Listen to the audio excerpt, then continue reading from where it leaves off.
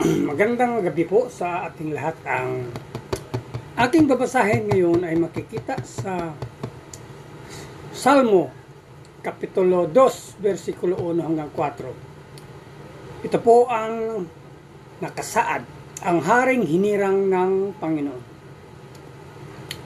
Bakit nagsitapagtipon ang mga bansa sa pagpaplano ng masama? Bakit sila nagpaplano ng wala namang pagtutunguhan? Ang mga hari at mga pinuno sa mundo ay nagsama-sama at sa paghanda sa pagpaglaban sa Panginoon.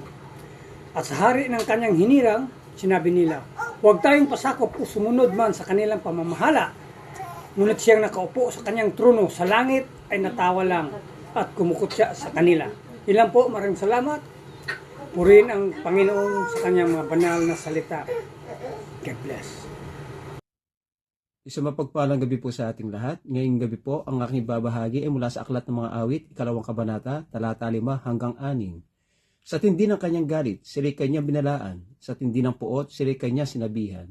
Doon sa Zion, sa bundok na banal, ang haring pinili ko'y aking itinaga. Ang salita po mula sa banal na kasulatan, purihin po laging ang lumikha.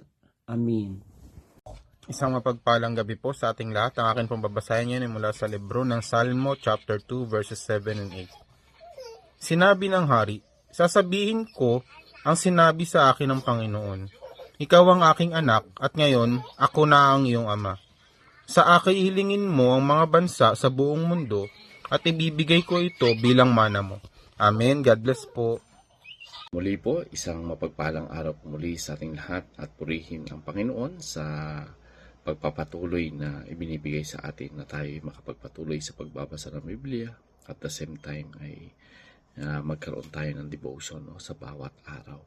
Sabi po dito sa Psalms chapter 2 verse 11 to 12, maglingkod kayo sa Panginoon na may takot at may kagalakan. Yumukod kayo sa anak ng Diyos para hindi siya magalit at hindi kayo mapahamak. Dahil madaling magalit ang Panginoon, mapalad ang lahat ng nagtitiwala sa Kanya.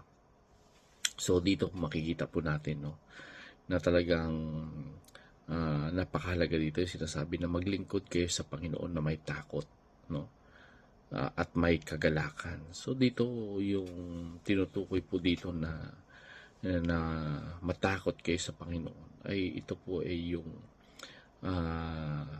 paggalang, yung tinutukoy dito, yung pagsamba na may kagalakan. So dito makikita po natin na talagang napakahalaga yung paggalang at yung kagalakan sa presensya ng Panginoon. So kapag sinuri po natin dyan, napakahalaga po talaga na tayo ay maglingkod sa ating Panginoon sapagkat siya po ay Diyos na nagmamayari ng lahat. At dito, makikita natin na talagang ang lahat ng meron tayo ay ito po ay galing sa Panginoon. Kaya dapat nandun yung na magkaroon tayo ng pag-alang, magkaroon tayo ng kagalakan sapagkat sa bawat araw tayo po ay tumatanggap ng biyaya galing sa ating Panginoon. So sabi dyan, yumukod kayo sa anak ng Diyos para hindi siya magalit at hindi kayo mapahamak. So alam niyo po yung pagyukod sa Panginoon ay bilang pagpapakita na siya yung pinakamataas, siya yung Diyos na makapangyarihan.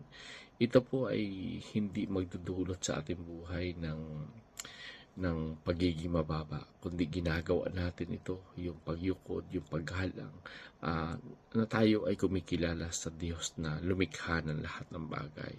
So dito makikita po natin na kapag kilala natin ng Diyos, nandun po yung nagkakaroon tayo ng takot sa pagsuway sa kanyang mga utos. Pero as long as na ginagawa natin yung kanyang mga inuutos, yung ginagawa natin yung mga nais niya, ay nagkakaroon po tayo ng kagalakan sa ating puso. So dito yung pagyukod, dito natin ay isa rin pagpapakita ito na talagang ito ay tanda ng pagpapasakop sa kanya, At lagi po nating tatandaan na talagang